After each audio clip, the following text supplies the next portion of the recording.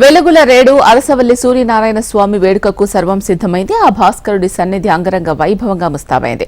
రథసప్తమి రోజున స్వామి నిజ రూపాన్ని కన్నులారా వీక్షించేందుకు 4 రాష్ట్రాల నుంచి భక్తులు భారీగా తరలిరానున్నారు. ప్రతిష్టాత్మకంగా నిర్వహిస్తున్న ఈ వేడుక ఏర్పాట్లపై హెచ్ఎంటీవీ ప్రత్యేక కథనం.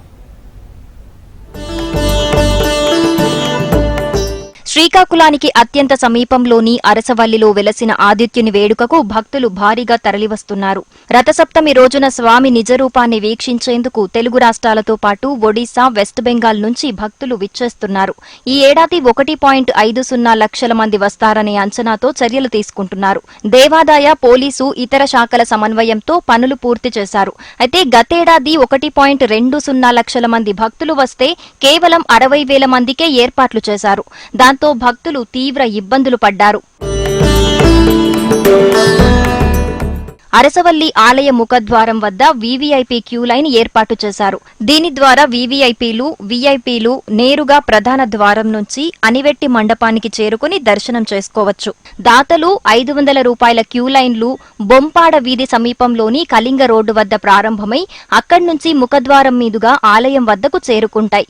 100 రూపాయల టికెట్ క్యూ లైను ఉచిత వరస పక్కన నుంచి ఇంద్ర పుష్కరిణి ప్రహారీ గోడ మీదుగా ఈశాన్య ద్వారం గుండా ఆలయం ముందున్న లైను వద్దకు చేరుకుంటుంది. ఉచిత దర్శన క్యూ లైను అరసవల్లిలోని నగర పాలకోన్నత పాఠశాల వద్ద ప్రారంభమై ఇంద్ర పుష్కరిణి ఆగ్నేయ ద్వారం మీదుగా ఏర్పాటు చేసిన 19 కంపార్ట్మెంట్లలోకి అనుమతిస్తారు. అయితే గతేడాది ఎన్ని ప్రణాళికలు వేసినా భక్తులకు అవస్థలు తప్పలేదు. ఈసారైనా క్యూ లైన్లను సరిగ్గా నిర్వహించమని భక్తులు కోరుతున్నారు.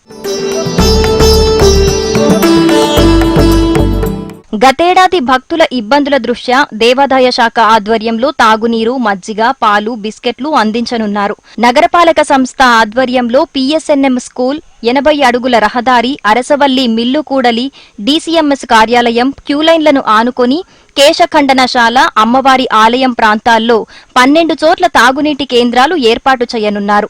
ఆలయ ప్రాంతాల్లో తాత్కాలిక మొబైల్ మరుగుదొడ్లు ఏర్పాటు చేశారు. అలాగే మెడికల్ క్యాంపులు, చెప్పుల స్టాండ్లు, అగ్నిమాపక వాహనాలు సిద్ధం చేశారు.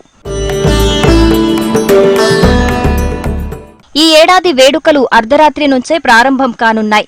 ఉదయం 7 గంటల నుంచి సాయంత్రం 4 గంటల వరకు ఆదిత్యుని నిజరూప దర్శనం భక్తులకు లభించనుంది. రాత్రి 11 గంటలకు స్వామివారికి పవలింపు సేవతో రథసప్తమి వేడుకలు ముగియనున్నాయి. పంచామృతాలతోని అట్లాగే పడరసాలు, అలాగే నమక చమక పురుషూక్త శ్రీసూక్త మహన్యాసపూర్వకంగా జరుగుతుంది.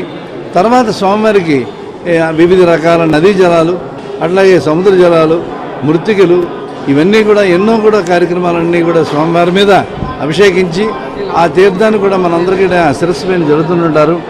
అట్లాంటి ఈ రథసప్తమి ఉత్సవం స్వామివారికి 1 గంట నుంచి కూడా ఉదయం 7 గంటల వరకు అభిషేకం జరుగుతుంది. 7 గంటల నుండి స్వామివారి నిజరూప దర్శనం ఉంటుంది. భక్తుల కోసం 1,00,000 లడ్డూలను సిద్ధం చేశారు. డిమాండ్కు అనుగుణంగా పులిహోరను అప్పటికప్పుడు తయారు చేసి విక్రయించనున్నారు. ఇక మరోవైపు పటిక బెల్లంతో తయారు చేసిన స్వీట్స్ కూడా అందుబాటులో ఉంచారు. ఇవన్నీ అన్నదాన కేంద్రం వద్ద 12 కౌంటర్ల ద్వారా అందించనున్నారు. ఆర్టీసీ అధికారులు జిల్లాలోని పలు ప్రాంతాల నుంచి ప్రత్యేక బస్సులు ఏర్పాటు చేశారు. భక్తులకు ఇబ్బందులు లేకుండా అవసరమైన అన్ని ఏర్పాట్లు చేయాలని అధికారులకు ఆదేశించామని అన్నారు కలెక్టర్ మనజీర్ జిలానీ సమూన్.